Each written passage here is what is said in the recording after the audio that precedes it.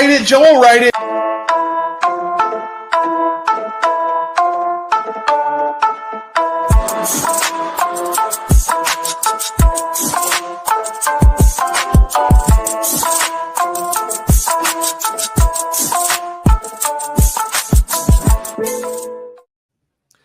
Welcome to the Cowboys UNcovered. Let's go. Hey, we're back. Yeah. Hey, a couple weeks into the new year, and we got some changes. Mike McCarthy gone as head coach. We're going to cover that today and get into some rookie prospects. Obviously, coach replacements, but we'll be looking at another mock draft as well. So, hey, buckle up, y'all, and welcome in Joe, Dave. How y'all doing? What's up, man? Been a busy, crazy week. Yeah, it's been exciting. I will say this has been exciting. I've been looking forward to this show ever since Mike McCarthy's contract expired. I've been looking forward to this show since we started this show, since probably episode 1 before the season. Probably deserved an emergency podcast, to be honest. October 14th, we broadcasted about. That's when I took my stand on Mike McCarthy out. So it has come to fruition. We have to be thankful. Say, hey, thanks for nothing. I mean, he's got a Super Bowl and millions of dollars, so we can't all feel sorry for him. Good job on your, being Jason Garrett 2.0. Rich man's Jason Garrett, maybe. I'll take 12 and 5 seasons. But he speed ran Jason Garrett's 10 years. He did it in 5. Congrats. Man, coming in hot. Wow. I mean, Dave, maybe that's a good segue to put up the old graphic there, Alex. So the Dallas Cowboys are in search of their 10th head coach in franchise history. You can see, with the great Tom Landry there, started things out. Look at that record, by the way. Yeah, that Landry record. Yeah, 250 fucking wild. Jimmy Johnson lost 1 playoff game. Come on. Yeah. Why did we get rid of him? Well, back-to-back Super Bowls and getting fired is kind of a weird way to go. So, yeah, that's that never weird. happens again. The Barry Switzer came in there, and anybody could have ran that team. It was basically playing Madden. And then after that, Chan Gailey, didn't realize he had a winning record. Good on you, but that was terrible. Campo, let's not talk about that. Then the great Bill Parcells came in and turned things around. Unfortunately, ran old Larry out of town, though. Obviously he wasn't able to jive with Jerry for much longer. So thanks. And then we got to Wade, right? Wade lasted a little bit of a while, and then I was actually working with the Cowboys when he got fired midseason. That was the year that I was interning, and then the Clapper, Jason Garrett. Then we ended up with Mike, and now who knows, right? But look at the records between. Yeah, there you go. I will say that's great. I will say, maybe the shot of the week should go to Mike McCarthy. Just thanks for your service. Maybe the whole coaching staff too. Like, give some love to the other guys too. Yeah, McCarthy, all the guys that tried. Zimmer had big shoes to fill, and he kind of filled them, for the most part. So, but yeah, good job. See you, Mike McCarthy. Loved him. Came in hot, did his thing, and yeah, absolutely. Hey, I met Wade Phillips at the grocery store when I was like 16. I bagged his groceries. No, I cashier and then had to bag him out because we had no staff. So, man, that's hey, nice car. Did he put up a defense on you? Hey, all I know is I got a $10 tip for taking groceries out. Oh, wow. I'm nice. I'm good. Like this guy's awesome. Yeah. I got a Wade Phillips story. One time, training camp, it was nighttime. I was going to go do my laundry. It was just me and Wade Phillips in the elevator. And coach is like, chatting me up. He's like, what you doing? It's like, well, us interns got to do our own laundry, coach. He's like, started laughing. It's like, I guess that's true. But I think I usually do mine too. I was like, all right. But yeah, that was just a little. He was a really nice guy, but maybe a little too nice. Yeah. Man, we got to take a look at some other candidates, right? We're on a search for who's gonna fill some of the shoes or actually exceed. To be honest. But we're on a star search. All right, we've got some candidates that we're looking at. So big news right now that everybody, I'm trying to decipher: is it just talk or is it real? But it's seeming a little bit more real with Deion Sanders.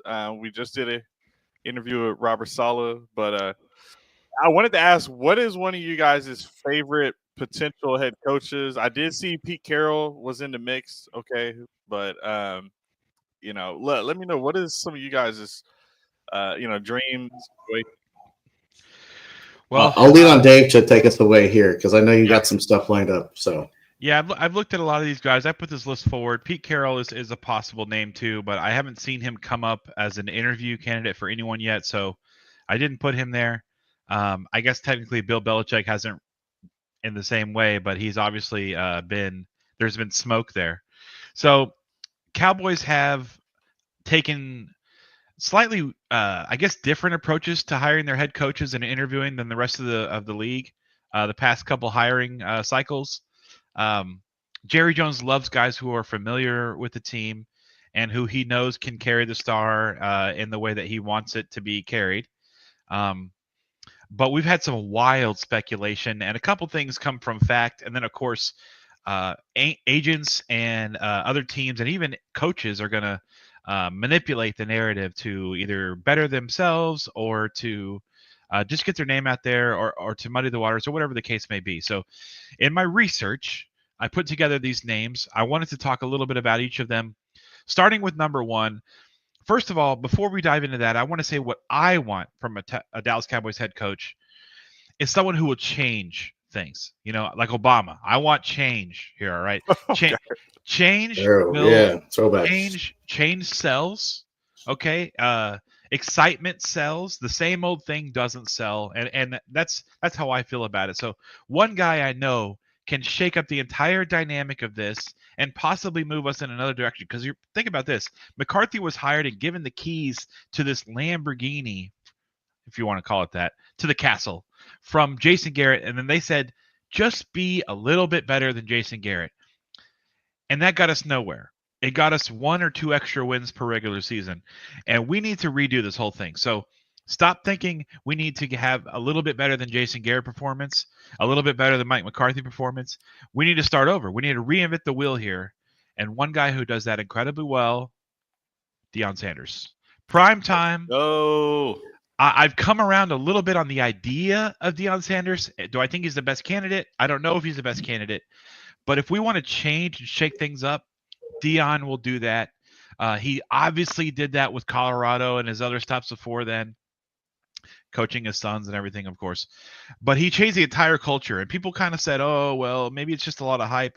They've actually he put out a good product on the field for the most part with a downtrodden team, inspired these kids. I think he can do a similar thing with the Cowboys. Now, will it result in a Super Bowl?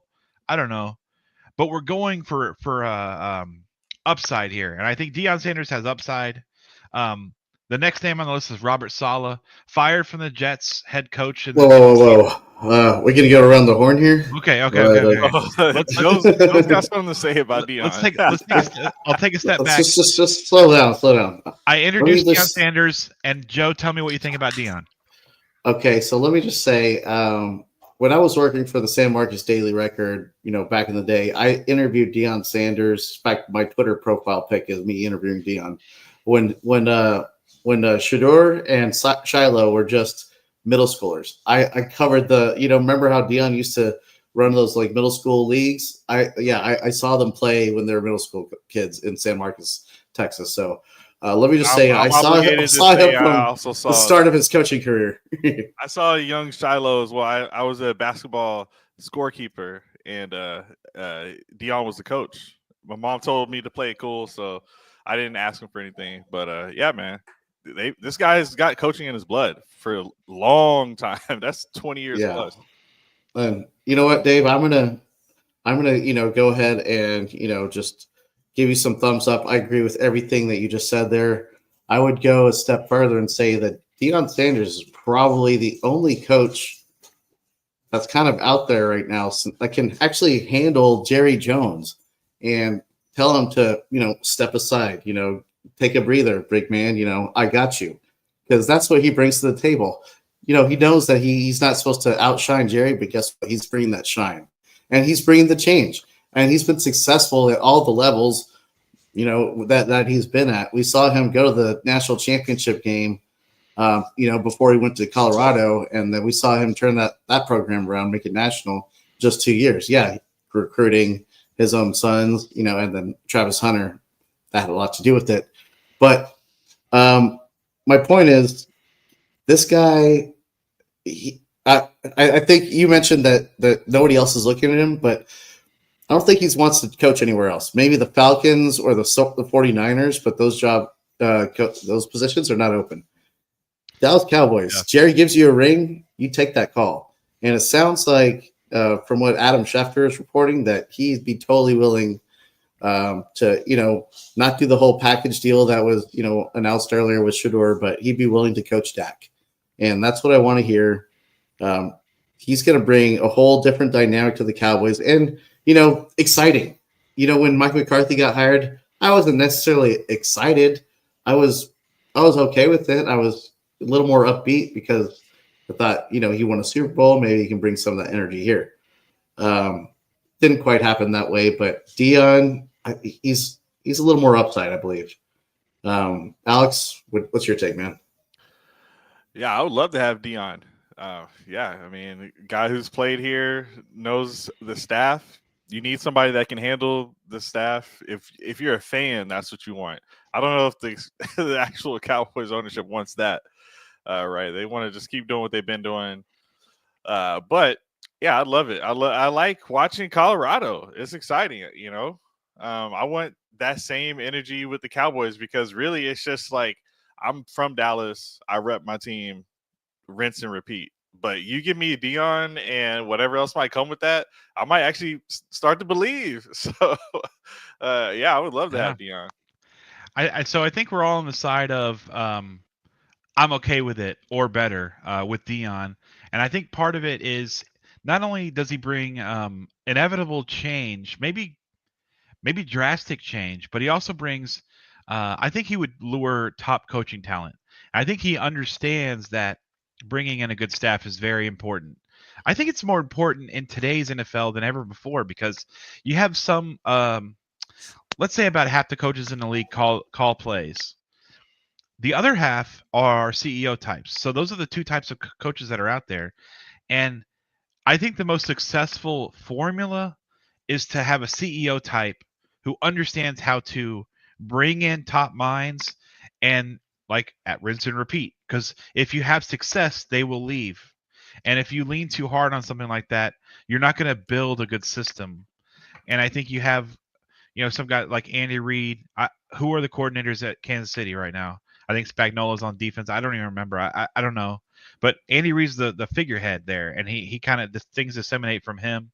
I think Deion Sanders will just attract top coaches. So I have a list of these 6 guys.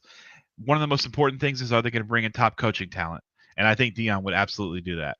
You think he's a good recruiter? Yeah, he is. Well, yeah, and I liked his OC for Colorado as well. Like they were drawing up some good stuff here and there. Talent was just different in the NFL. I think he can pull some stuff off, and some other guys would like that. The whole factor of if we can, the Cowboys are known to win. If you're OC or a DC and you come into a winning program, you're going to get a chance for a head coaching job later. So it's kind of a great path for, and a great destination for people to want to jump in on.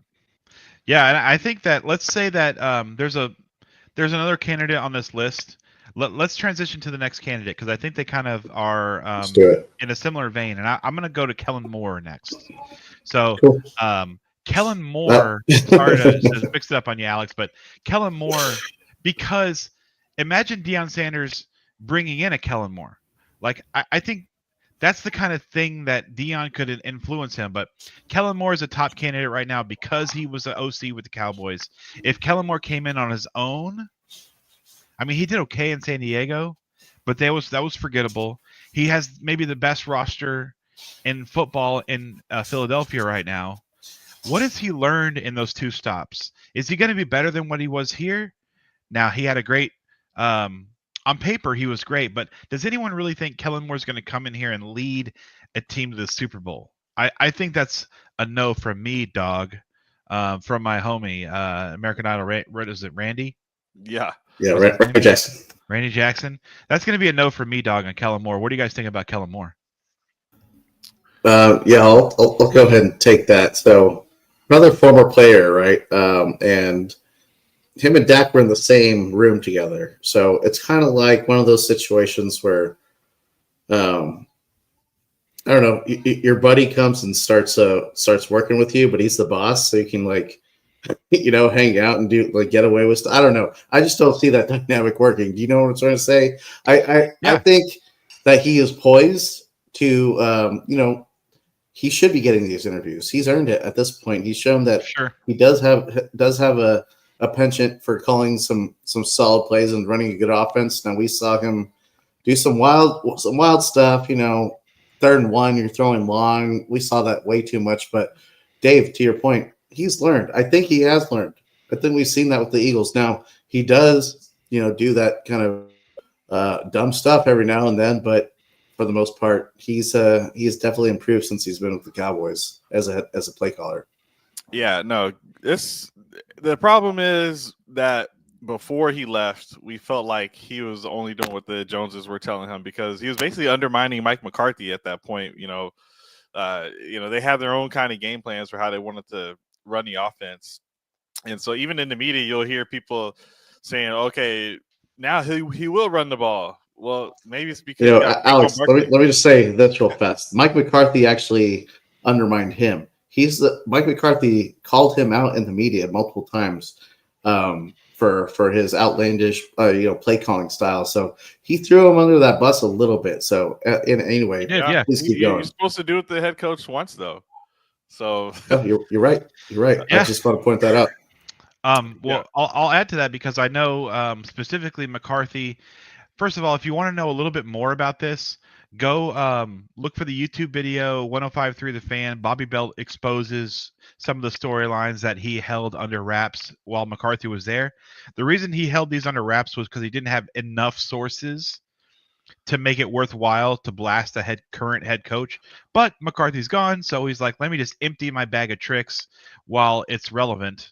Some things that he said was that Kellen Moore was going to be the coach, the offensive coordinator the following year before he left. And McCarthy came out in the last press conference of the year, and somebody asked him, hey, who's being evaluated? He's like, well, everyone's under evaluation. Everybody, including the offensive coordinator, defensive coordinator, everyone is under evaluation for next year. And that really rubbed Kellen Moore the wrong way. Maybe that gave him a chip on his shoulder, made him want to leave. I mean, he's a young guy. He has his whole career ahead of him as a coach and coordinator. And he said, F that. I'm going to San Diego, where the weather is nice and the girls are pretty. Take me to the Paradise City. He went to San Diego. He had a good time there. It wasn't the best. I don't think Herbert is as moldable as he may have looked there. So I don't really know what to think of how he did in San Diego. I don't know what to think of how he did in Philly, because that's such a great roster. But if you look at what he did with the Cowboys, he did have success coordinating Dak's offense. They were a top unit in the league at the time while he was helping. So and it helped that they were, locker room buddies. They, came in together. So there's a little bit of that good connection there. So wait, who is y'all's top candidate? Man, maybe we get to that after the list. Let's go through some of these. I want to give these guys all some love. Everybody has a little bit of love to be given, and then I'll give the most love at the end. Let me introduce the next guy. I'll go with Robert Saleh. All right, this guy got fired from the Jets. I was introducing him earlier. He didn't get along with Aaron Rodgers, which is his main flaw.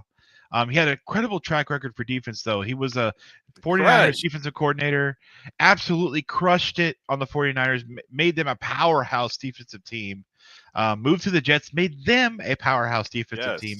And literally the week after he got fired, this team went from a top 10 defense to a bottom 10 defense the rest of the year.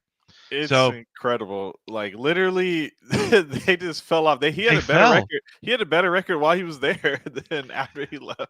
Yeah. They just used him as a scapegoat. And They this did. guy had Zach Wilson and the corpse of Aaron Rodgers with no Achilles. And You went there. Okay. yeah, That's true. he had a better record with Zach Wilson. So what am I supposed to say? Like the guy has had no quarterbacks, and all the defenses have been great. And I think what's great about bringing in a guy like him is that you have to pair him with a great OC. It's not a mystery. Yeah. He's got defensive stuff on lock, and he's a great. First of all, is everyone already tired of hearing a leader of men as a phrase? I'm very tired. I think that's so stupid. Leader of no, men. but not everybody is. Not That's everybody is. And that's Kellen Moore's fault, or flaw. I don't think Kellen Moore is necessarily leader of men. Say leader. I don't know why I say leader of men. I don't get. It's because it's implied that the people in the locker room are going to tune you out. That's what it's saying. It's saying, can you get these guys' attention? Not just your kids at your house. Can you get these guys that are all millionaires? These grown-ass millionaire guys who have been the best player on their teams forever, right? So, Bill Parcells was not a leader of men. It was Bill Parcells was Big Tuna. All right. Yeah, and maybe it's a bias. So anyway, it's a new phrase in the lexicon. That's fine, whatever. But Robert Saleh fits that mold. Yeah, and I know he'd bring in and he would attract top coaching talent. I know no quarterback with the Niners either while he was there for the most part, right? And, for the most part, he's never ever had a quarterback, and he's always had a defense. Like literally, he's. What do you mean never? Did he have Alex Smith? Did he have Kaepernick? Number hey, one? was he, bro? Are you kidding me? Hey, nasty. Let's all recognize too that the OC HC at San Francisco was Shanahan, and obviously they worked well together, which doesn't mean we're bringing Kyle Shanahan in for OC, but maybe he knows and understands the disciple tree from Kyle Shanahan. He knows the guy he wants to bring in to help run his offense. Yeah. And as long as it's not whoever he brought, because he did bring a San Francisco guy to the Jets and they sucked, but maybe that was Aaron Rodgers. No. That was Aaron Rodgers. That the OC for the Jets was literally the OC for Aaron Rodgers when he was with the Packers. The first one he brought it. The first one he had was he's never gotten fired. That guy. Well, before Aaron Rodgers came in, he had his San Francisco guy. Yeah, you're right. That's what I mean. And then he got fired. Yeah, because he sucked. They brought in Aaron Rodgers and Hackett or whoever it was. Yeah. So that's the flaw with the defensive-minded coaches. We have to figure out a way to fix the offense because we can't score any points. So yeah. But I wouldn't hate on a defensive-minded great coach. Candidate. Saleh's a great candidate. Let me just throw this out there and see if it sticks for you guys. I noticed that we didn't have Cliff Kingsbury here on the list. What if we got Robert and pair him with Cliff as the OC? Can we do that? What do you think about that? I mean, there's 20 coaches I could have put on this list. I didn't want to write notes for 20 coaches. It has to be a big pay raise to switch in division because they could probably match and they he might like having that young quarterback instead of trying to teach an old dog. I don't think Kingsbury's coming over to be OC. Oh yeah, he'd have to come be head coach. Right, he might like another. That's fair. Head coach. That's fair. Yeah. I'm just saying he wasn't on the list, but because Dan Quinn. The one thing is there's no salary cap for a coach. You can hire coaches and coordinators all you want. He's already firing a guy who wanted him and Dan Quinn, and they are off. They're doing. I don't think that tandem's going to break up for several years. To be honest, I think that's a good tandem. So I don't know that you'd have to make him head coach for sure and give him power. Okay, it's a little bonus action with Kingsbury there, but yeah, it's true. Well, we got more. You guys Everyone's ready for the next one? Everyone's in play though. Yeah, I would say the next one. Let me just say that watching Robert Saleh on Hard Knocks, what was it last year? Mm-hmm. He seemed like a coach that I could jive with. Like he seemed. I definitely like him, and he's got the financials down, so he could GM a little bit too, right? Because he was a financial guy out of college. And that's what he was doing before he got the head coach of the Jets. But yeah, they hit on a lot of draft picks. They had the offensive and defensive player of the year, rookie of the year in the same season. Sauce. That's incredible. Wilson, that's a great stat. That's a great stat. That's a good stat. Yeah. All right, Still couldn't do it done. Let's move right along. We got some guys to cover here. Leslie the next Frazier. Leslie Frazier, Frazier, aka Leslie Frazier. Okay, so let me give you a history of this guy. I wrote a bunch of notes on him because he was the one who wasn't the freshest on everyone's mind right now. So Leslie Frazier is a career coach. All right, he did play in the NFL, but he's a career coach since 1999. First DC in 2003 at Cincinnati. So 2003, he was a defensive coordinator. They were okay, nothing special. He ends up getting hired to be the Vikings head coach. They went 3-13. This is 2000. That was a disaster. I remember that. He went 3-13, but his second season they went 10-6, and they made the playoffs. Now that wasn't enough to keep him in the role. He ended up. My note was it sucked and it was uneventful tenure. He went to the Bucks as the DC for 2 years, I believe. Then he went to Buffalo as DC, where he had success. He was there for 6 years while they had consistent playoff success. They were getting to conference championships pretty consistently as far as you can hope for, but they mutually parted ways, which is a death sentence for a coordinator that was in the. I mean, if you're making playoff runs and the team's like, "Nah, we're good without you," that means you were providing not a lot of value. So he left after 6 successful seasons. He's currently the assistant head coach in Seattle, that's a decent title. He's not a coordinator title, so he's assistant head coach, which is. There's not a whole lot of those around the league that have this guy's track record. He's been a legit head coach for over 20 years. Or a legit coordinator or coach.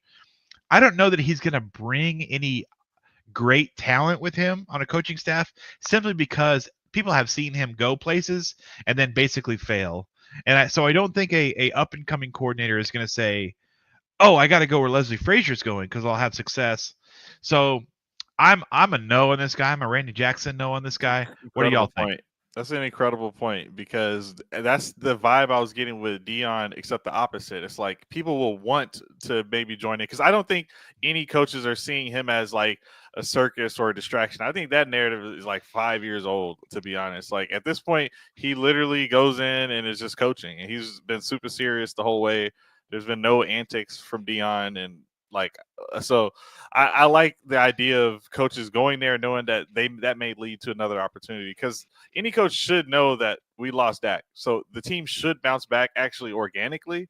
So if that happens, then, people should want to join. But yeah, if you don't believe in the coach, that's just a problem. And it sucks to say, but I don't necessarily want a boring head coach. At least with Kellen Moore, like he's kind of seen as like a savvy OC type, right? So there's a lot of kind of buzz around that, and one of the other guys we'll get to later with Detroit, he's got some hype around him, and he definitely sounds like he's ready to get the heck up out of there with one of his recent interviews. So I want someone who's going to bring that new energy and is attracting other good coaches to follow along. Like that's what happened with Dan Quinn. He left and everybody jumped ship to go follow him over there. So who can we get? That's why I like this whole idea, like being able to reach into that Shanahan tree, stuff like that. Yeah, I would say that you're 100% correct. That the word that comes to mind is boring, and unfortunately, maybe this is like a Rooney Rule sort of interview. I don't know, but I just don't see him being a serious candidate at this point. Not with some of the other guys getting thrown around, and to your point, like. I'm sure he's a good coach. He wouldn't last this long, right? If he's not a good coach, but he's probably just a really good coordinator. Maybe he could be a DC. I would love him to be a DC. Yeah, like maybe called it like he's not a current OC or DC now, so that means we'd be having him jump to head coach based on his past history of doing that. But it just doesn't seem like how the Joneses normally operate. Yeah, I can appreciate the idea of bringing him in on the staff. Like, I certainly like having a former head coach on your staff. I think that's extremely valuable. I think bringing in a guy especially because he does have a dense amount of knowledge about the current NFL, like, and the past 10 or 2-3 decades. Like, that's great knowledge. But to bring this guy in and expect him to lead a modern offense and modern defense is more than you can ask from this guy. And bless him, but he had his day in the sun. He was a hot candidate. I remember He was a hot candidate a decade ago. He's not anymore. Oh, sorry, guys. The producers are telling us we got to move on to the next guy. Move on to the next guy. All right, I got another one for you. He was too boring. Here, how about John Gruden? There we go. Here's the guy. All right, storied history. 2 Super Bowl appearances with 2 different teams. Tell me how many people have done that. There's only like 3 or 4 guys. I think Dick Vermeil. I think I just lost the guy. Yeah. Who else? Bill Parcells. Bill Parcells. Okay, right? there you go. Parcells of Giants and Patriots, I think. Like we would have thought Andy Reid would have done it, but he could not get it done with the Eagles. But it's really hard to do. Did they lose the Super Bowl? They never got to the Super Bowl. It doesn't matter. Yeah, the Eagles lost the Super Bowl. Remember the Patriots. That's right. That's the people you're talking about here. It's incredibly hard to do. Now, what I have heard, and if you've been listening to every ounce of Cowboys content on the YouTube right now, you probably heard this as well. There's being some whispers that the Cowboys don't want to entangle themselves in his lawsuit. He has a lawsuit against the NFL right now for his wrongful termination from the Raiders I don't even remember exactly how it happened or who it was or whatever. But his emails, they were problematic. He used some. I'm not even going to get into it. It was a bad look for everyone, especially on Gruden, unfortunately. And it was very one-sided against him, fairly or not, whatever the case may be. That's still hanging over his head, and it may prevent him from getting a legit NFL job. So I encourage Gruden, hey, stay in the media, do your stuff that you're doing in the media, because he's a great personality. I love hearing from him. But I don't think he's going to get a chance. He started a podcast like a year ago, and getting his takes off that way. And we saw Brian Flores sue the NFL when the Dolphins actually lost that first round draft pick for tanking, and they were kind of blaming it on him, and they fired him. But really, they were telling him to lose, type of thing. So, point is, he was trying to get head coaching jobs while suing the NFL, and that did not go well. So what you're saying there, I think that there might be something to that. It might be a little bit tricky, but it's also, does his old school message kind of still resonate with some guys? I don't know. Maybe it does. You know what? I'm going to make this short and sweet. This guy is just a name for cannon fodder. He's not going to be another head coach in the NFL because of the stuff that you mentioned, Dave. And I'm going to leave it at that. Like, let's move on. This guy, I love Gruden as a personality. I mean, he would have been a good head coach before all that came out, but maybe not because of the we're gonna save the best for after Bill Belichick. Okay. Let me start off. Actually, Dave, you kick off. I'll introduce him real quick. I don't have a long one for him. It's very obvious. He's a mega stud head coaching. That no one has his resume. Unfortunately, his last 4 or 5 years were not great. Everyone understands Tom Brady was the one who went and had success, where Bill Belichick stayed without him and did not have success. So no Brady equals no success for Bill Belichick.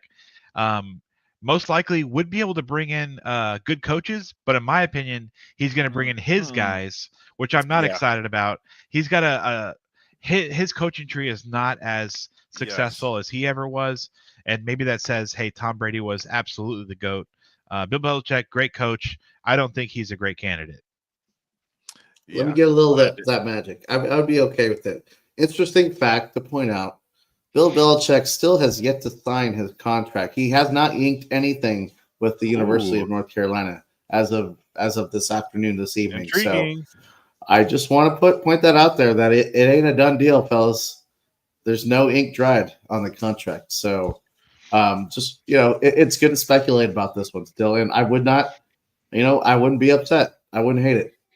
I would actually be pretty excited about it. Who was that stupid guy that was his coordinator, though? The offensive coordinator that went to the Lions and sucked?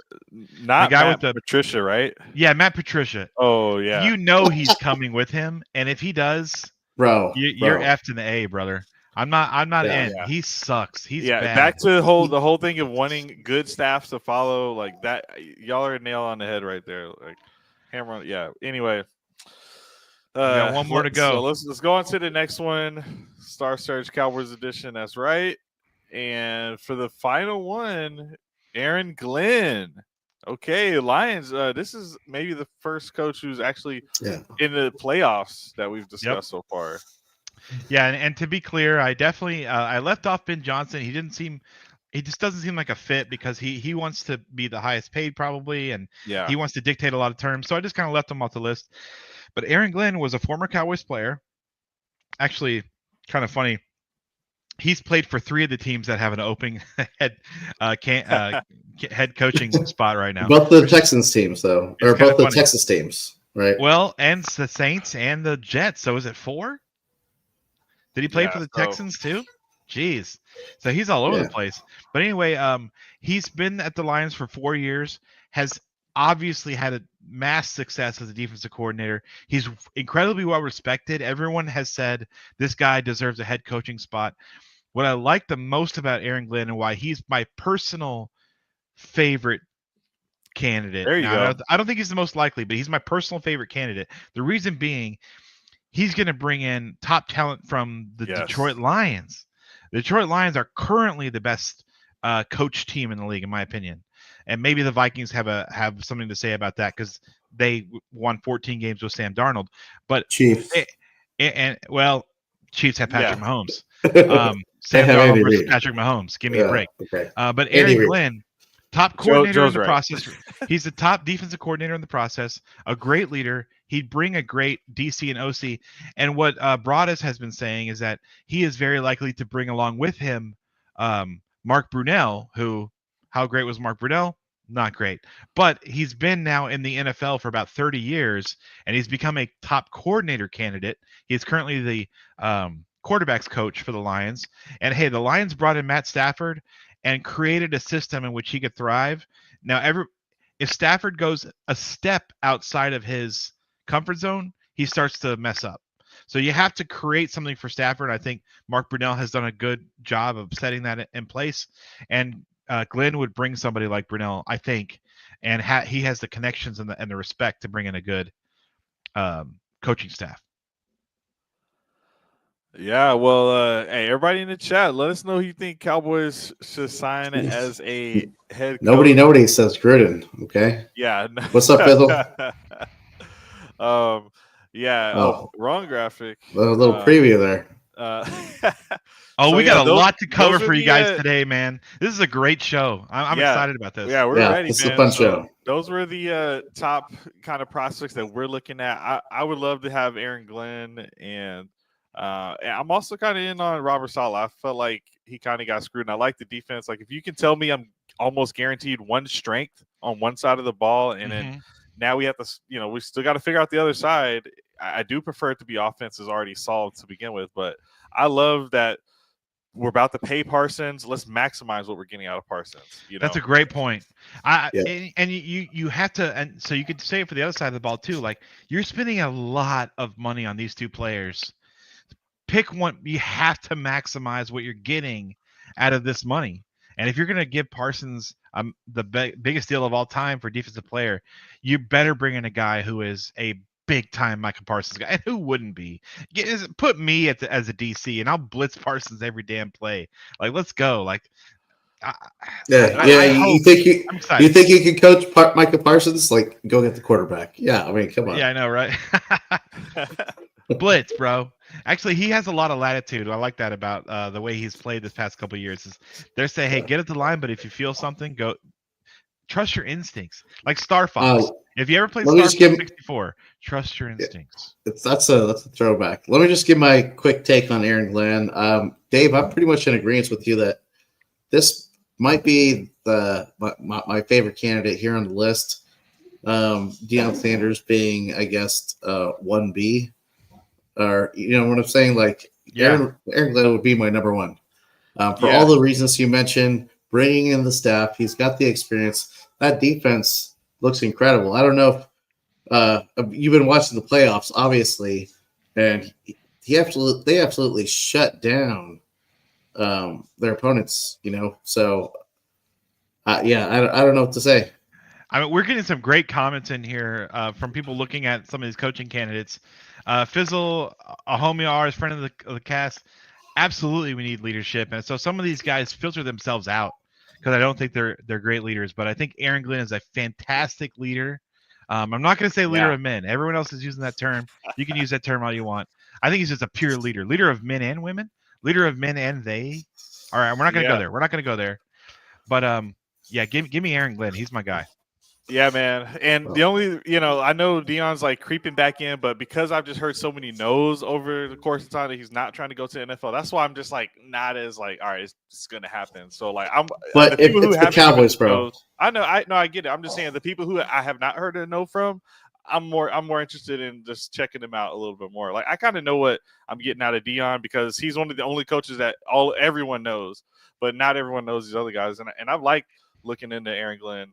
So yeah, I think that is, I was hoping we get some news break already, but you know how the I hope we covered the guy who gets it. No. Oh, sorry. Wait, guys, can I first mention that we can't sign or interview Aaron Glenn until after they lose. They have. Well, hey, how do you? I don't know. This may be contested because I heard Kellen Moore is getting an interview before his game.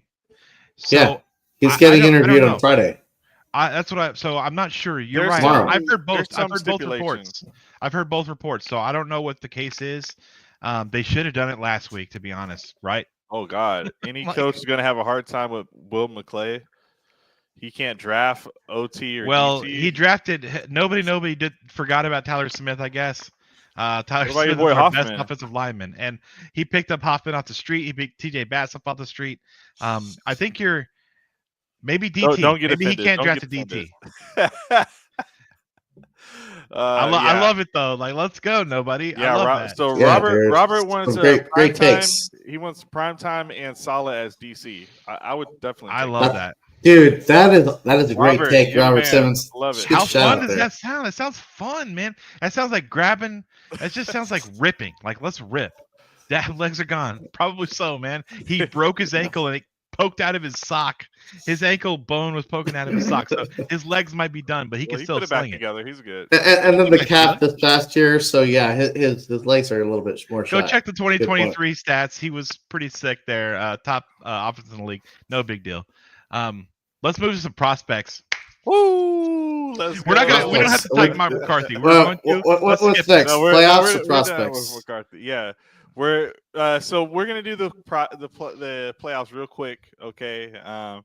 But just wanted to say, like Joe pointed out, this would be the 10th coach in Cowboys history. They don't like to move on for guys too quickly, so let's make this a good one. All right. So we'll talk about college playoffs first. All right, Notre Dame did make it to the next round. You see Joe's repping the gear, and they're going up against Ohio State, who did take out Texas in the last round. RIP Texas. But hey, we checked out all of the prospects in that game, and got a lot of good performances. So a lot of good players that we're excited, regardless of the outcome, to potentially draft. There's still running backs on both teams. There's all kind of talent on these squads. So it should be a fun. When's the game, guys? It's still a Monday, right? So, ladies and gentlemen, I will be at the game with my brother who graduated from Notre Dame. We'll be flying to Atlanta. Your boy will be at Mercedes-Benz Stadium there. It's going to be a lot of fun. I got the fresh gear just delivered today here in Austin, Texas. Man. So I'm ready. Hope you have a great time. That looks like. Yeah. I mean, I'm jealous. I'll send some pics and post them on Twitter. So watch out for those. But yeah, definitely looking forward to that. We'll report back. And Dynasty, I hear you got a little bit of media news yourself. You're going to go check out a bowl game yourself, Bowl. Yeah? Yes, Senior Bowl. I got the credentials acceptance. So, yeah. Awesome. That's a fantastic. lot of the player profile crews trying to go out there, check out some Cowboys UNcovered will be represent. That's right. Man. We got to check out some of these practices, see who's like the next Lab McConkey. He balled out early in practice, and that's kind of how people knew for sure to lock him in, even though he has some national championships under his belt. But he was still getting underrated even through that whole process. Look for the next Aaron Donald, man. Aaron Donald blew up at the Senior Bowl. Was the only guy that Zach Martin couldn't block that day. I remember specifically hearing about Aaron Donald destroying the Senior Bowl. Let us know the next big DT, bro. Yeah, I was on Fizzle Dollars show on Tuesday, and yeah, Fizzle, I ended up finding out I got accepted to that Senior Bowl. So, yeah, man, that's gonna be dope. It's we're getting a chance to be a part of all of the process here, so it's nice to just see all the different stages, scouting, and get to do some in person. So that'll be sick, man. So hope to come back with some good info, and hopefully it's gonna help the Cowboys Nation. Maybe we get one of these guys on the show. So let's just do a quick score prediction for the Notre Dame game. Oh hell! Oof. Let's say I'm gonna say like 34-24 Ohio State. Gotta be. Okay.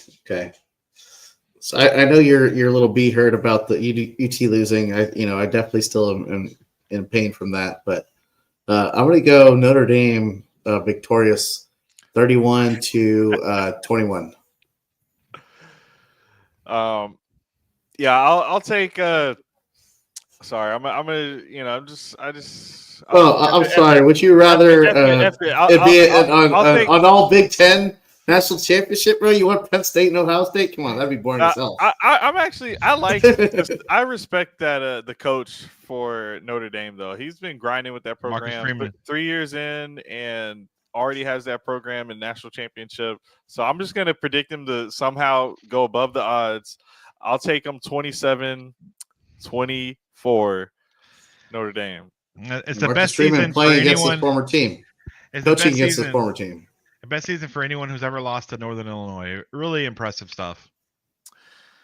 And Joe had mentioned potentially getting someone on the podcast. We'll see. It's unlikely. You're catching guys like straight out of practice reps. But anyway, we'll try to work out some type of stuff like that in the future. That would cut some audio at least. Yeah, maybe a little video. Yeah, Dave, I just want to hear from Alex. Dave's trying to work on some potential guests too. But yeah, Dave, like nice. on field reporting. I see what you mean. Yeah, shout him out to see what you say. That's why I need to be there. I wish I could make it with you. I could be filmed while you get out there and like, hey bro, you come say something like hold up a weird sign. Yeah, we might be able to bring some clips back for the channel.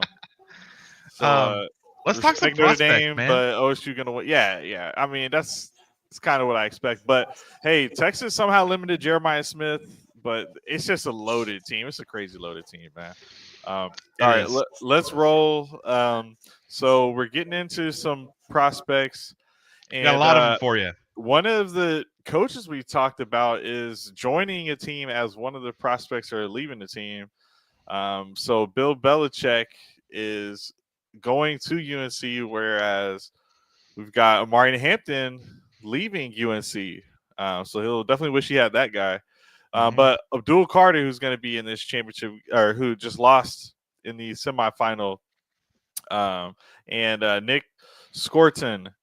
And it's here in Texas A&M, and then we got another Texas guy down there at the bottom, Savion Williams. But we did 2 edges, 2 running backs, 2 wide receivers. So Dual Carter, Nick Scorton, Amari Hampton, Caleb Johnson, Alec Ayo Manor, Savion Williams, and we're gonna get into it.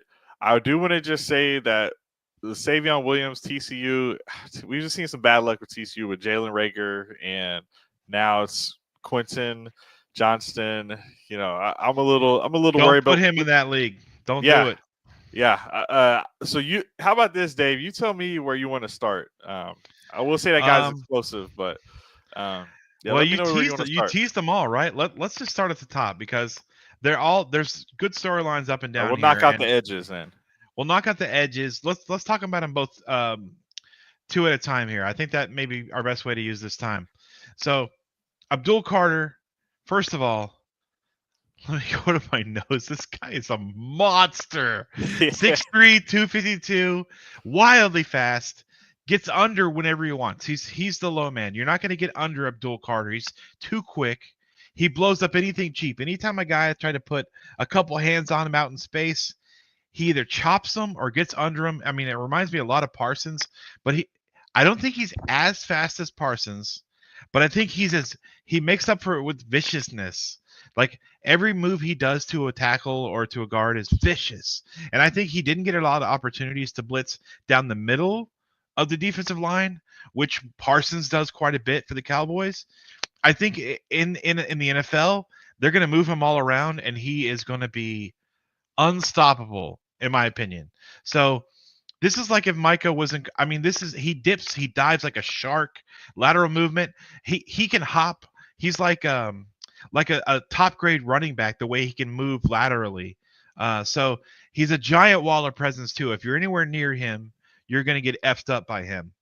The closer he plays to the ball, the better. That's kind of goes back to he's going to eventually get to rush from the middle of the defensive line, and it's unfair. If he goes against centers and guards, you're cooked. Yeah, I got him on the screen here. Yeah, incredibly impressive stuff. Every single play he has, he explodes. I just hope the guy stays healthy. Knock on wood. I think he's an incredible player. And Nick Scorton is totally the opposite. I don't want to cover both these guys, but maybe we should. Okay, let me just do real quick. Okay, Joe, are you prepared to do two at once? I'm going to do two at once. We're going to get our time in. Nick Scorton is 6'4". Can we go to Nick Scorton? He's 6'4", 280. Yeah. 280. This guy is huge. All right. This guy is I don't know who he compares to because he's so large. He's big AF. He's a monster. Highlights are insane. He beats guys from literally being on the ground. He's on all fours like a bear, and he beats his offensive lineman. He's very hard to read because of that. So you don't know he can if he gets to you, he's getting through you. And now he may not be as fast, but he's a launcher. Which maybe get him in trouble with good offensive schemes. But the guy is 3 or 4 yards in the backfield if he decides to bull rush every single down. They're two different players. He's not as fast. Pick your poison here. Carter's going to go way earlier because of how fast he is. People have said Scorton is not worthy of a first round pick. I think he is. I would take him in the 20s. I think he is incredible. Yeah, and with Abdul Carter, this series we've kind of covered different ranges of where we think guys will get drafted, right? We wanted to get some guys like Ted McMillan and Abdul Carter that we think will go ahead of the Cowboys just to see, okay, what if Cowboys trade up? What are we dealing with? We don't really think he's going to fall to us. Do we think Cowboys are going to make a trade up? That's the real question. It also helps us rank. You want to know where the top is. And you kind of help rank your guys. Yeah. Like know what good looks like. Yeah. So I guess I'll start from Abdul Carter. I know that, you just covered him, but guys, he only played this past season. That was his first year playing the edge. So guess what? He's very raw still. So that would be, one negative, I would say. So he needs some better techniques, obviously. The speed and physicality is obviously there. You see him, jump off the camera there, into your television set, and we saw him against Notre Dame just light it up with one arm, essentially, right? This guy did look like Micah out there wearing number 11, just flying around. But I will say that he probably needs to get a little stronger. The lack of strength kind of is, not helping him get off the guard a little bit when he's engaged in the block. So that needs to improve a little bit. And then, I don't know that there's really a really good comparison out there. Maybe Adafe Owe from the Ravens, but it's very hard because you're right. He has so little experience. We don't know what he's going to really turn into. Kind of reminded me of Von Miller, to be honest. I wanted to say Von Miller, but I don't know. Well, back to the Aggie there. Size, strength, obviously huge. I don't know if you guys definitely watched some of his highlights. He's got a really nasty spin move that he just turns on a dime. He's just able to just absolutely destroy. Sorry, Joe, I wanted to point out this rep particularly is against LSU. And LSU has a guy named Will Campbell on the line who's going to be a top draft pick. And this is great reps to see. Also on the same video, I've got him going up against Kelvin Banks Jr., another lineman that we're expecting to be a top guy. So he's gotten some quality reps out of the SEC. So, regardless, I like that we're getting to see him against real competition. And he's getting beat in some of these spots. So I think on this one, he actually gets a spin move off. Yeah, that was the one. Yeah, I remember. So it's like he has some moves in the bags that he can pull off, but he has been getting stopped against some of the top guys.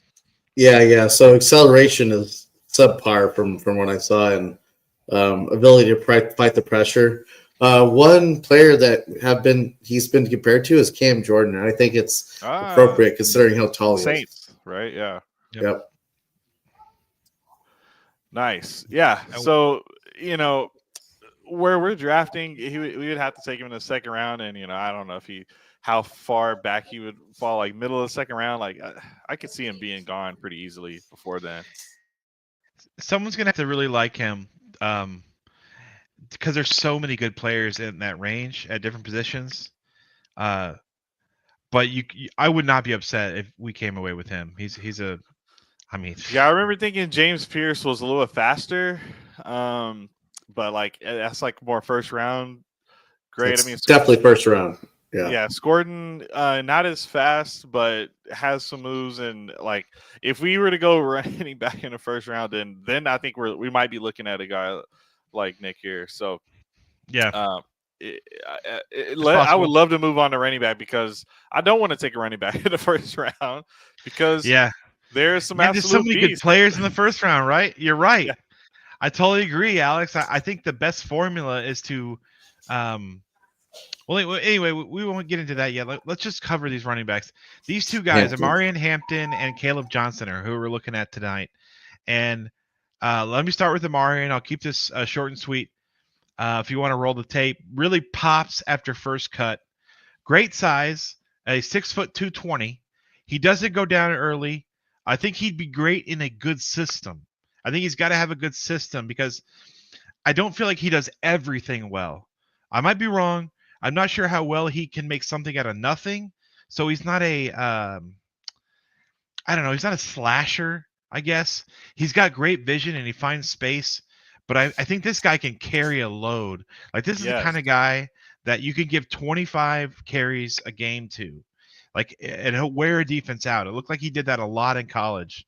And with so if he leans into that and puts a little more bulk and the system allows it, I think he could be a total bruiser, like a maybe not a Garrett Blount type, but maybe a little leaner, a little more modern version of a LeGarrette Blount. Incredible college player.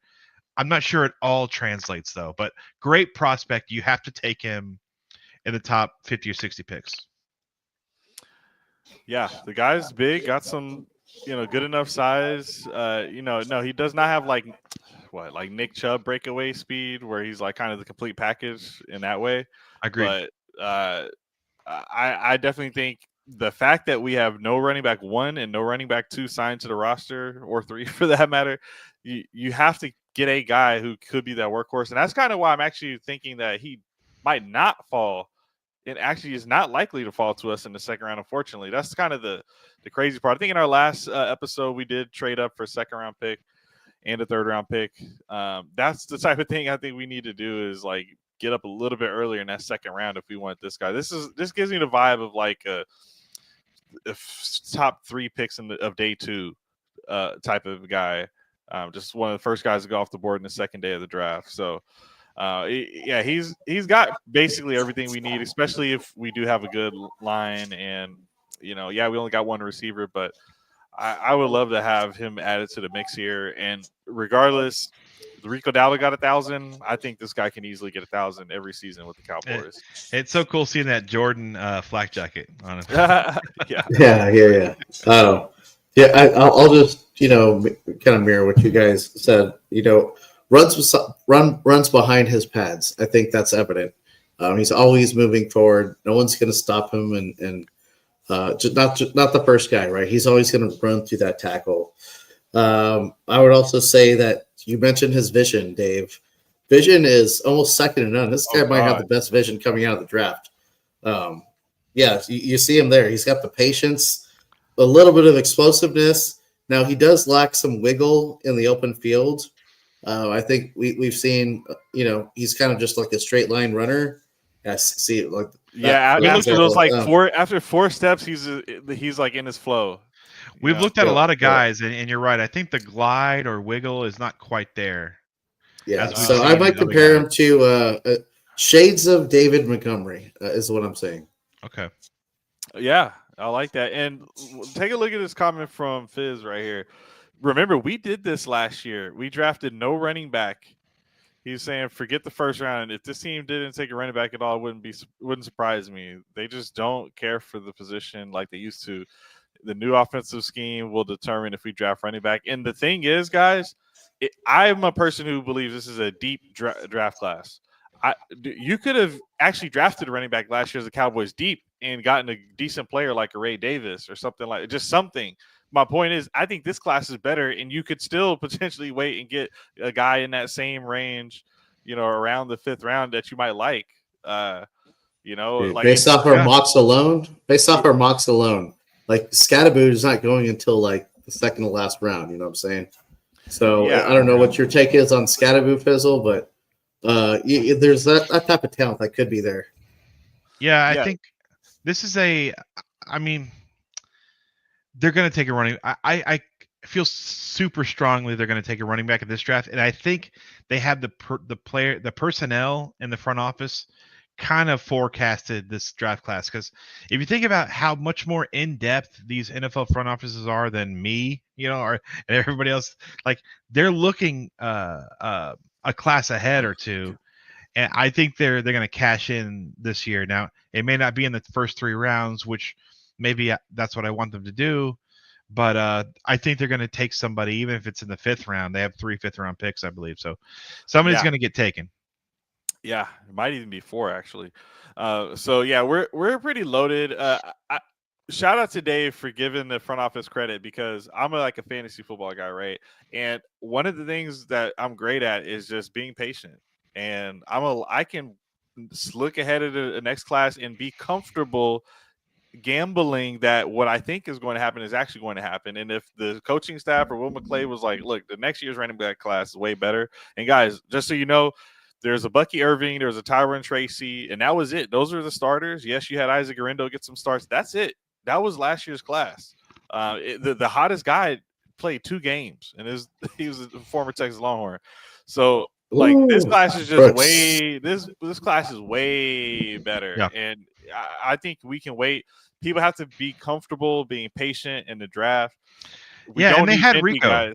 They wanted to go with Rico last year. Like that was they had decided for that. They gave Pollard that chance. They gave Rico that chance. They have given guys chances to and who cares if it's kind of a selfish thing. Maybe they want those guys in the future to be loyal to them because, hey, remember we gave you a chance and no one else would. Regardless, I respect it. They're giving guys chances and they are capitalizing on those chances at the same time. Yeah. Let's go to Caleb. Are you guys ready for Caleb? Yes, sir. Yeah. This guy's good. This guy is really freaking good. I was saving this film watch, and I just watched the highlights. I don't watch every snap. I don't have time for that crap. I wish I did.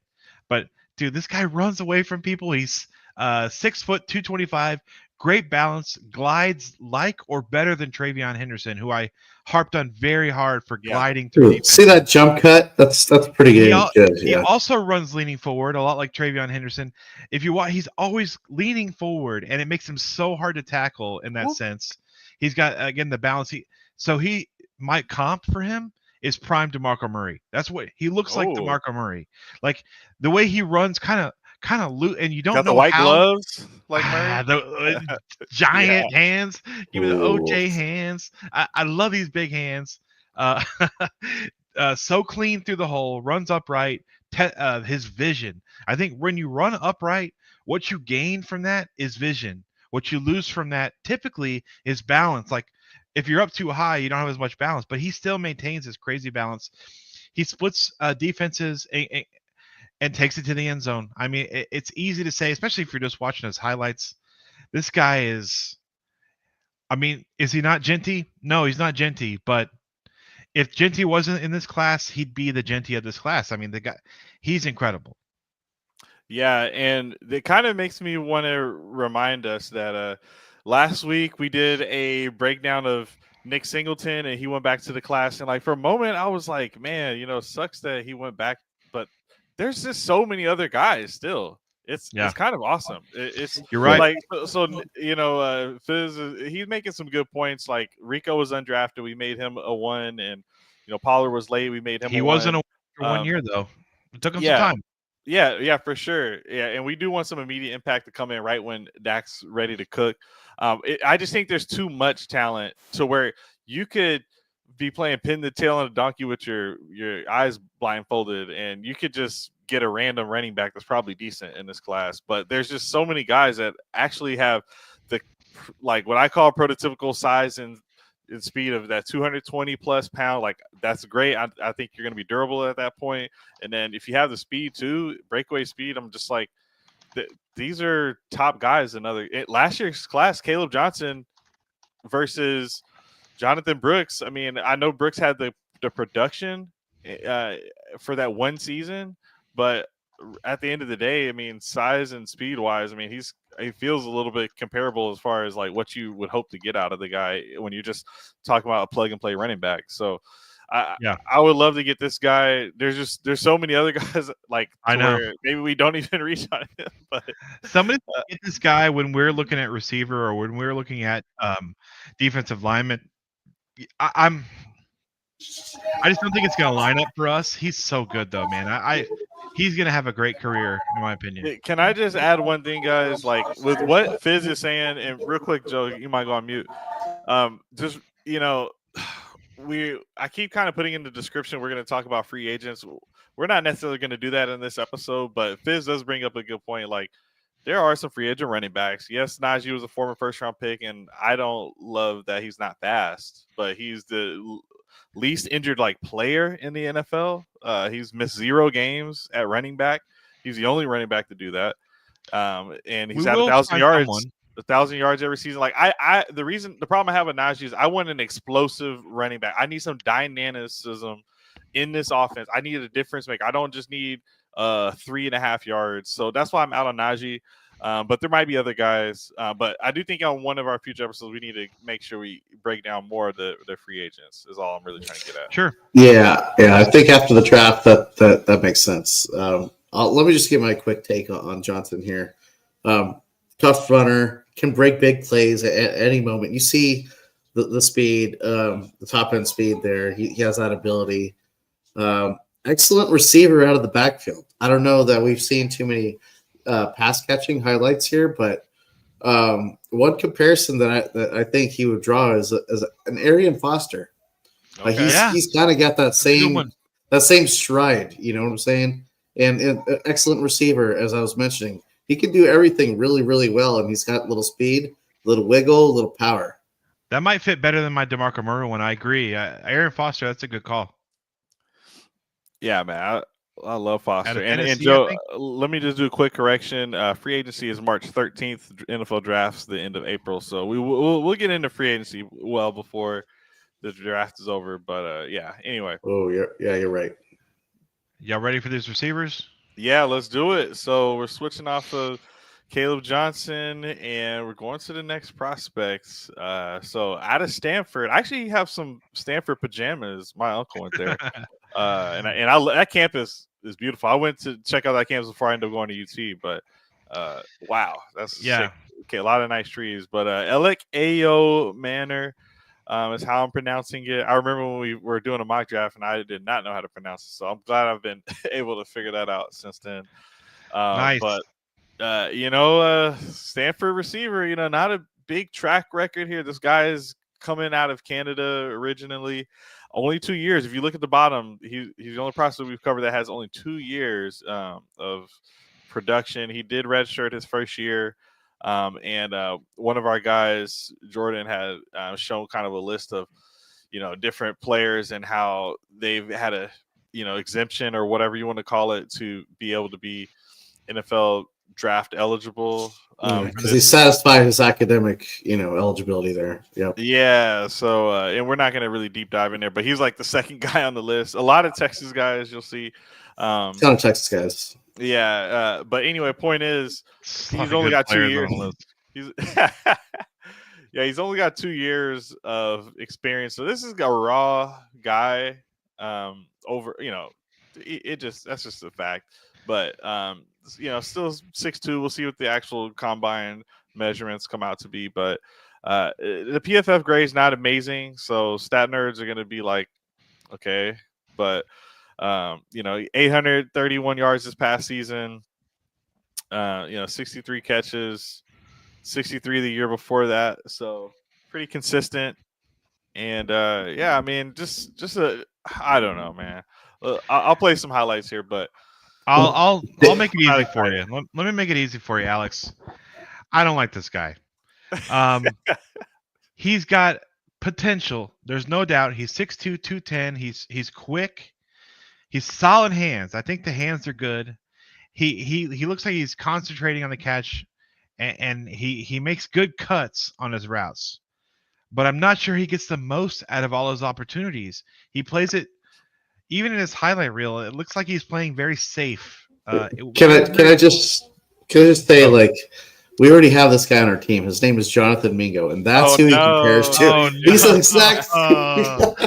That's who I have. So Dave, yes, I don't necessarily like him either. All right, well, he's from a town called Medicine Hat in Alberta, Canada. So those are my stats for him.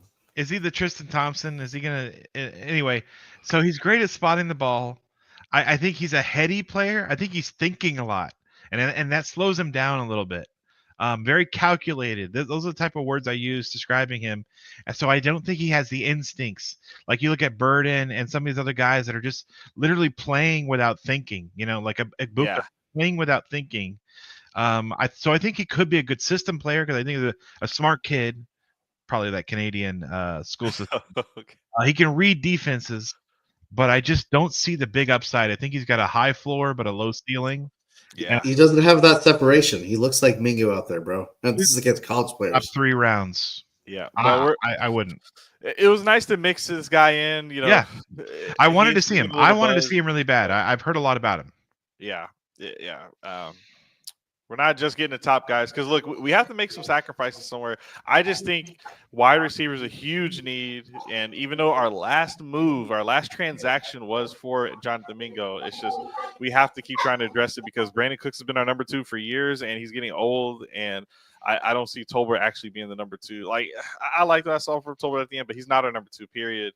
And we to win the Super Bowls, if that's the goal, get a receiver in early so that even if we don't win it this next season because we're gonna have a new coach, maybe in 2 years, that receiver is now sophomore. That catch is nice. This catch is nice. It was nice. That's great. I mean, everyone has a catch like that on their highlight. You're against a 5'10" corner. Okay. I feel what there's tight ends with that catch. This guy's future is defensive coordinator or office. Like they're saying, we're gonna make Ayo Manor beat us. Like that. That's what I see his future as. Is that there's gonna be a CeeDee Lamb on every, or there's gonna be somebody, and they're gonna be like, we're gonna make Ayo Manor beat us. So I don't think he's a one-on-one beater. So that's not a good. Promise me that thing. we'll review Tyler Warren next time. Like, dude, I'm all about it. We can absolutely. Yeah, for sure. Y'all want to move to Savion?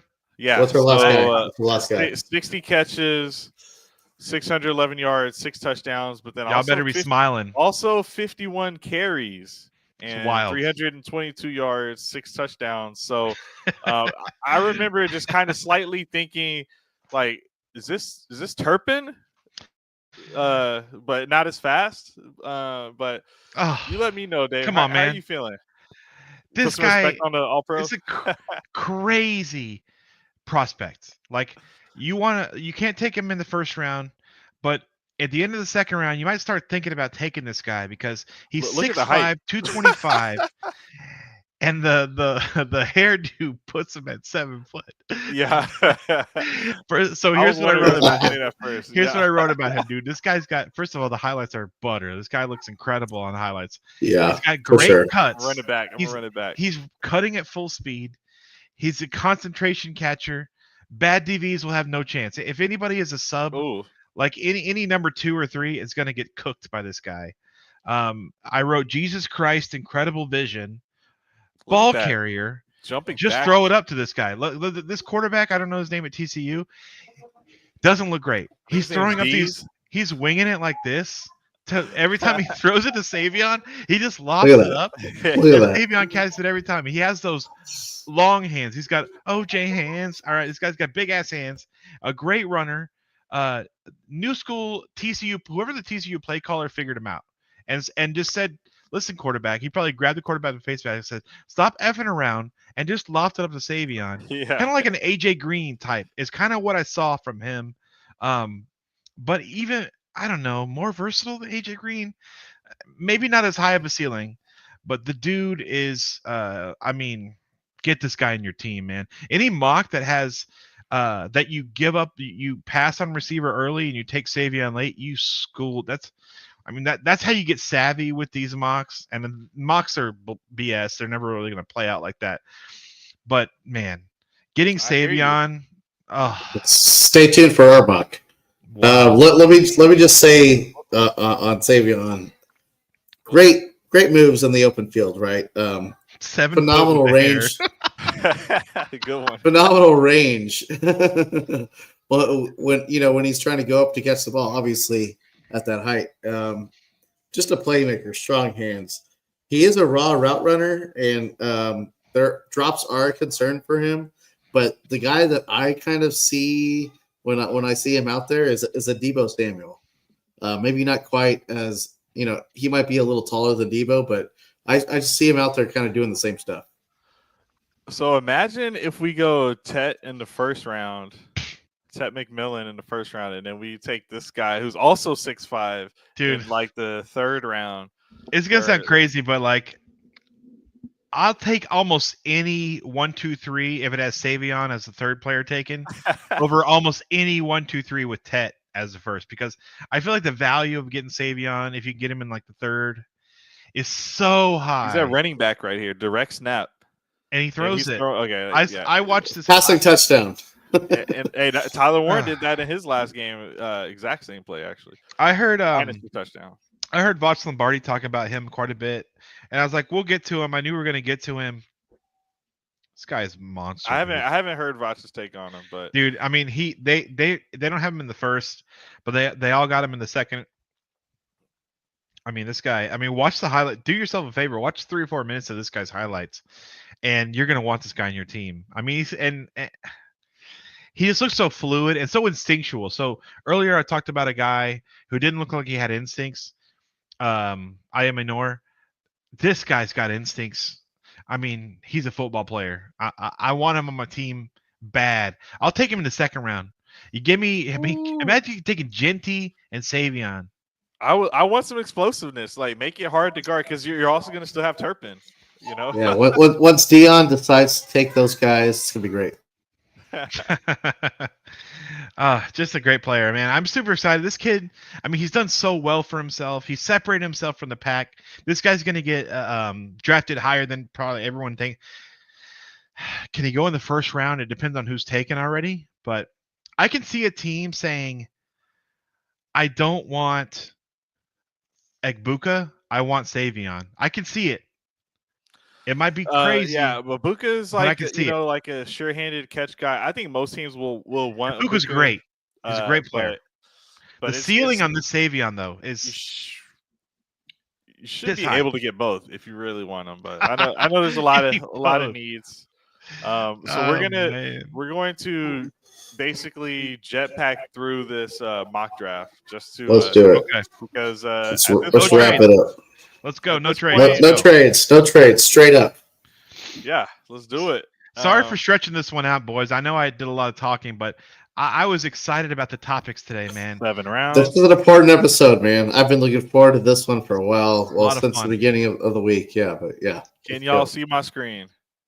No. I see Abdul Carter scored. I see Abdul Carter. Yeah. That's all I need to know. Boom. Thank you.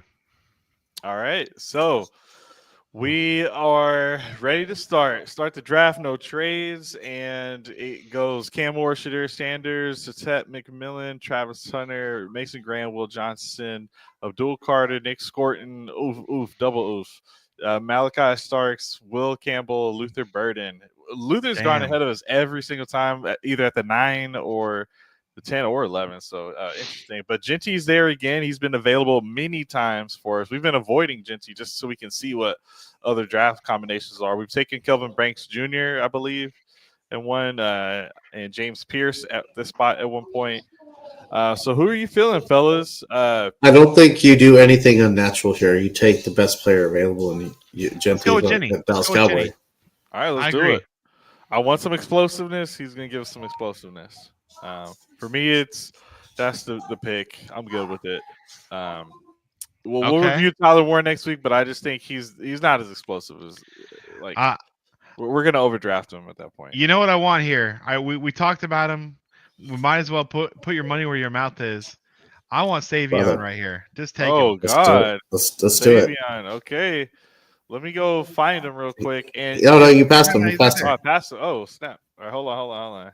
Yes. Yeah, all right, here we go. A couple of volunteers there. Yeah, there we go. So we got a running back and wide receiver. I'm happy right now. Those are our top two needs: running back, wide receiver. We knocked them off in a row. Tackle. Deion Sanders is happy right now. We need some defense or some offensive line.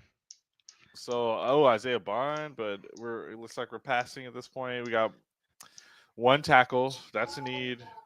Okay. I got one. I want this guy Charles Grant from William and Mary. I've heard Broadus and Voch Lombardi both talk about this guy, that we need to see his tape. Now, the Bill and Mary tape might be really low on our list, but I've heard this guy is a legit tackle prospect. All right. Okay, so okay. I'm down, but we'll look. We're gonna look. Grant or Harmon? Oh shit, Trey Harris is down there too. Brother, Trey Harris is down there. He is. So, but we already drafted a wide receiver. We can't do that. Yeah, no, we're fine not going receiver. It's just what we should always do in these mocks is just show the people what's available there. Like for the fact that Quinshon Judkins is available, like people should be aware of that, or some of these other guys, because it kind of further harps on like maybe we could wait, maybe we could, but at a certain point, I don't want to go too far down there. Yes, we like Trey Harris, and Isaiah Bond's super fast. One of the guys that works with the network I'm with, he works also on the side with Orange Bloods, and he's looked very closely at Isaiah Bond. He thinks he's going to be super freaky athlete. Similar to a Xavier Worthy type. Yeah. But I've also heard Harmon is a stout ass mofo at D line. So, what do y'all think? A tackle or a D lineman? Those are the two I'm looking at here. Best player available at either of those positions would be my pick. We'll go with Charles Grant. All right, let's go with him. We need to watch him. I've heard great things about this guy. Bill and Mary, let's go. Yeah, it feels weird, but we'll just take it. Just do it. And remember, we got no 4th round picks, so we're waiting the long wait. It looks like some guys have gone. Harmon went. This would be fun. Harmon went 3 picks later for what it's worth. Okay. Majors went 2 picks before us. We took him in our last draft. All right, now I've heard Curtis Rourke as a candidate for the Cowboys. I heard that from Double Move. He's a great YouTuber. If you guys check out his Cowboys content, he likes Curtis Rourke as a pick of the 5th round. I don't know anything about the guys in the picture here though. So 1, 2, 3, 4 5th round picks that we have. Damn. So who and what quarterback replacing is Trey Lance, right? He's the contract's up. So. Cooper Rush is up too. So we do need a QB. Let's just keep looking. I'd probably rather go edge, but we're not. Yeah, we're not drafting a QB this early. An LSU edge sounds enticing. I don't know anything about the guy, but I say we go edge. Jackson Dart doesn't go this late. I think he'll be there in our later 5th. Yeah, let's just go strictly edge. I like Joe's idea. I don't know much about him, but it does sound. We do need D-line help. Well, we've hit every single need: running back, wide receiver, tackle, edge. We've hit all of them in a row, which we've never done. Now BPA. Let's go with Rourke because I just heard about this guy, and obviously our guy all right, Nard is gone. Boom, and then 2 picks later, we're back on the clock. This is where I say, y'all take this one. Let's see. Maybe another playmaker. You know, I might take a flyer on a Notre Dame tight end because historically those guys have worked out well. I know, I'm saying this wearing Notre Dame here, but all right, those guys always produce. I'm gonna pass. That's fine. We Sanders? took that quarterback, right? We did. Dang, I would have taken Jackson Dart, but anyway. No, if it's Dion drafting, then Shiloh's definitely Shiloh. going this round. Not at this Dion's pick. taking He'll be there. Shiloh. He'll be there next round, dude. Yeah. Let's just go BPA a little earlier. First of all, Joe, I'm sorry. I just way prefer Luke Lachey over the tight end for Notre Dame. That's fair. And we did the Notre Dame homerism last episode. We're going Luke Lachey. Nice. Welcome to the team. All right, we're on pick 175, and then we got 188 next. If we're not taking Shiloh, then what are we even doing? I'm just kidding. Let's take him with the next pick. He's around. Woody Marks is a great running back. Look, Mitchell Evans. That's Mike Evans' brother. Just kidding. What other positions? So cornerback. Corner, secondary. Secondary makes sense. This Dalen Carnell, BPA secondary. Could go linebacker. Overshone's gonna probably be out next season. Also, so we could do something there. That's true. Let's go linebacker. Let's go 2 Ds. Let's go a linebacker and a secondary and just BPA in both. All right, give me the name. So I guess linebacker or safety, Jamon? Elijah Clark. Okay. Just take the BPA secondary, and then we'll take BPA linebacker. Sweet. Then we will take. Dart shouldn't be here this late. Marks probably would have been a great pick here, but anyway. BPA. So Burks. No, we got a secondary. Let's go linebacker. Okay, linebacker. So Walker. Yeah, let's just take him. And we'll take Sanders with the next pick, unless. Yeah, let's do it. Yeah, if he's there, let's take him.